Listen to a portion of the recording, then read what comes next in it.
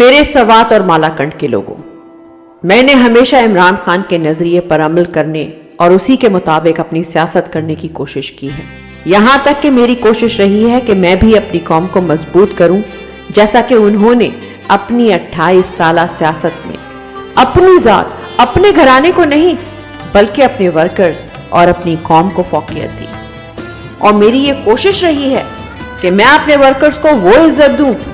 جو عمران خان کے ساتھ ان کی حقیقی آزادی کی جدوجہد میں کھڑے ہونے کی وجہ سے ان کا حق ہے۔ میں نے سوات کی سیاست میں جو پچھلے 10 سال گزارے ہیں وہ میرے لیے ایک جنگ کی مانند تھے۔ میرے لوگ بے گھر ہو گئے، ان کے گھر اور کاروبار تباہ کر دیے گئے، میرے گاؤں کے لوگوں کی ساکھ کو دہشت گردی کے داغ سے مکرو کیا گیا۔ میری ساری جدوجہد اپنے لوگوں کی آباد کاری کے لیے تھی۔ پہلے 5 سال ہم نے دہشت گردی کی جنگ میں تباہ اسکول، ہسپتالوں کی بحالی اور اپنے لوگوں کی آباد کاری پر توجہ دی، اپنے لوگوں کو صحت اور تعلیم کی بنیادی سہولت فراہم کی، اپنے گاؤں کو باقی ملک کے ساتھ برابری پر لے آئے۔ جب عمران خان کی حکومت پہلے خیبر پختونخوا اور پھر مرکز میں اقتدار میں آئی، ہم نے اپنی ذات سے دہشت گردی کا داغ مٹایا،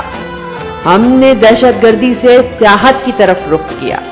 کالجز اور یونیورسٹیاں اپنے لوگوں کے لیے تعمیر کیے، دنیا کی بہترین سہولیات فراہم کرنے والے اسپتال بنائے، بنیادی انسانی ضروریات جیسے کہ گیس اور بجلی فراہم کی۔ میرے یہ پچھلے 10 سال آپ کی آباد کاری اور پھر بحالی پہ گزرے۔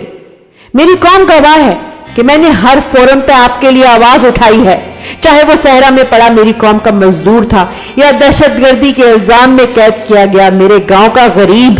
چاہے وہ کووڈ کی وجہ سے باہر پھنسے میرے ملک کے مسافر تھے یا پھر سیلاب کی ماری میری مائیں اور بہنیں۔ میں نے اپنی بساط سے بڑھ کر ان کی مدد کے لیے کوشش کی اور الحمدللہ اس اعتماد کا پورا حق ادا کیا جو انہوں نے مجھ پر کیا تھا۔ اور پھر اس کے بعد جب ہماری حکومت گرائی گئی اور عالمی طاقتوں کے پیروکار ہم پر مسلط کیے گئے تو ان لوگوں نے دوبارہ وہی جنگ ہم پر مسلط کرنے کا فیصلہ کیا۔ میری قوم گواہ ہے کہ میں نے اپنی جان خطرے میں ڈالی مگر آپ کی بے بسی، بے عزتی اور بے گھری کا تماشا دیکھنے سے مکمل انکار کیا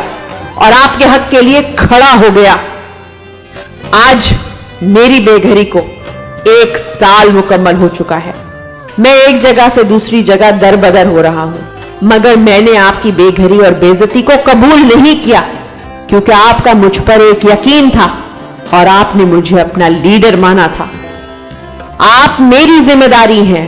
اور آپ کی حفاظت کرنا میرا فرض ہے۔ میں یہ سب کچھ اس لیے کر سکا کیونکہ میرا لیڈر عمران خان تھا، وہ عمران خان جس نے پاکستان کی سیاست میں ایک ایسے عام شخص کو پاکستان کی سیاست میں شامل کیا جس کے ساتھ اس کے باپ دادا کا نام جڑا ہوا نہیں تھا، جو ایک عام سا ورکر تھا، جو آپ کی آنکھوں کے سامنے بڑا ہوا تھا، جو آپ کے مسائل سے واقف تھا اور انہی تمام مسائل سے گزر چکا تھا جس سے آپ سب گزر رہے تھے۔ عمران خان نے اس کو وہ طاقت دی جس کی وجہ سے وہ آپ کے حقوق کے لیے لڑ سکا۔ عمران خان نے اس کو وہ مواقع فراہم کیے جس کی وجہ سے وہ ان مجرموں کو سزا دلوا سکے۔ وہ عمران خان آج بے گناہ عمران کو جیل میں رہے 6 ماہ گزر چکے ہیں اور وہ اس لیے کہ وہ آپ کے سر کا سودا کرنے کو تیار نہیں، جس نے دنیا کے سب سے بڑی طاقت کو یہ پیغام پہنچایا کہ اس کے لوگ اور اس کی قوم چند ڈالروں کے عوض فروخت نہیں ہوں گے۔ آج آپ سب پر یہ فرض ہے کہ آپ عمران خان کے ساتھ کھڑے ہوں، اس عمران خان کے لیے جدوجہد کریں جس نے آپ کے بچوں کے روشن مستقبل کے لیے اپنا گھر قربان کر دیا، وہ جس نے آپ کے لیے گولیاں کھائیں، جیل گیا مگر آپ کا سر شرم سے جھکنے نہیں دیا۔ میرے لوگوں، آج آپ اور مجھ پر فرض ہے کہ ہم کھل کر عمران خان اور اس کے نظریے کی حمایت کریں۔ ہماری قوم پہ یہ فرض ہے کہ ہم سب اس کی مدد کریں جس نے ہماری عزت رکھی، جس کی وجہ سے ہم آج اپنے گھروں میں امن کے ساتھ رہ رہے ہیں۔ مجھے امید ہے کہ آپ اس عظیم شخص کے سامنے میرا سر شرم سے جھکنے نہیں دیں گے اور ہمیشہ کی طرح اس کے ساتھ ڈٹ کر کھڑے رہیں گے۔ अल्लाह आप सबको अपनी अमान में रखे। मुराद से।